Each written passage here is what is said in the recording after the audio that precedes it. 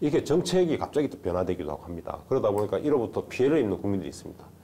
이런 문제 생겼을 때 어떤 뭐 우리 국가를 대상으로 이런 피해를 구제를 해달라든지 내지는 뭐 어떤 법적인 뭐 조치를 취한다든지 하는 그런 문제도 있을 수 있을 것 같은데 어떤가요? 어떤 법적 쟁점이 좀 있을 수 있을까요? 어떤가요, 최 변호사님? 예, 일단 저는 이 혜택이 있다가 없어질 때 가장 예. 큰 좀 그렇죠. 상실감을 느끼게 되는 것 같습니다. 예. 그래서 그러니까 혜택이라고 볼 만한 것이 있다가 그것이 정책적으로 없어졌다. 원래는 되던 거였는데 예. 없어지면 그렇죠. 아무래도 사람이 좀 심리적으로 가장 큰 타격을 입게 되는 것 같은데 이처럼 그 국민에게 어떤 권리나 이익을 부여하는 이른바 그 수익적 행정행위, 예. 수익적 뭐 처분이라 부를 수 있는 것들이 이제 취소하거나 철회할 수 있는데 행정청에서 이럴 그렇죠. 때 뭐 그냥 취소 철회를 그냥 당해야 되느냐 이런 것에 대해서 좀 분쟁이 있었던 것으로 보입니다. 그래서 이런 경우에 우리가 법원에서 어떤 그 판단 기준을 마련하고 있는데요.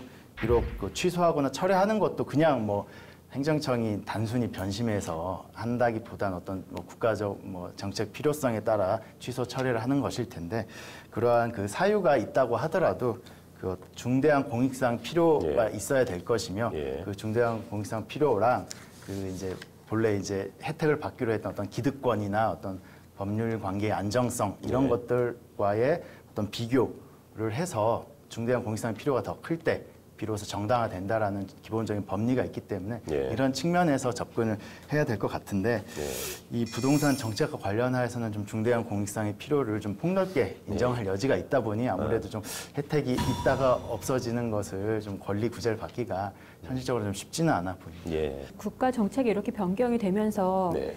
제가 그 1년 전쯤에도 이런 비슷한 상황을 한번 상담한 적이 있었는데 네. 예를 들면 그 LTV 60%인 줄 알고 예. 매매 계약 체결을 해가지고 나중에 계약금을 그렇죠. 내가 가지고 있으니까 뭐 중도금이나 잔금 정도 그 지불할 때쯤에 대출 신청을 해야겠다 생각을 하고서는 일단 계약을 체결했는데 그때 변경이 된 거예요. 그렇죠. 그래가지고 이제 그 대출이 다 안 되기 때문에 계약금 몰취됐다 이런 경우가 있었습니다. 그래서 이런 경우에 이제 국가를 상대로 소송을 할 수 있느냐에 대해서는 사실 신뢰 보호 문제에서는 문제가 있겠죠. 그것을 신뢰를 하고서는 그렇죠. 사실 계약을 체결했고 그것 때문에 실질적으로 재상 손해가 발생한 거잖아요. 계약금이 그렇죠. 몰취됐기 예. 때문에. 그래서 이게 신뢰 보호 문제는 있을 수 있는데 아까 이제 말씀하신 대로 공익상의 필요나 이런 것 때문에 승소는 쉽지는 않겠다라고 이제 말씀을 드렸습니다. 이런 식으로 정책이 자꾸 변경이 되면서 개인 간에 단순한 추상적으로 내가 손해를 봤다, 집 못 샀다 이게 아니라 실질적으로 손해가 그렇죠. 야기된 경우잖아요. 이런 경우에는 정말 이제 신뢰 보호 문제가 발생할 수 있겠죠. 자, 신뢰 보호도 말씀 나누셨는데 결국은 이 정부의 정책도 굉장히 신뢰를 바탕으로 해야 될 것 같습니다. 그죠? 그렇지 않고서는 이 국민들이 어떤 계약도 하기가 어려워진다는 것이죠. 어떻게 변화될지 모르니 이것을 믿고 계약하는 것이 맞겠나 이런 생각도 할 수 있을 것 같습니다.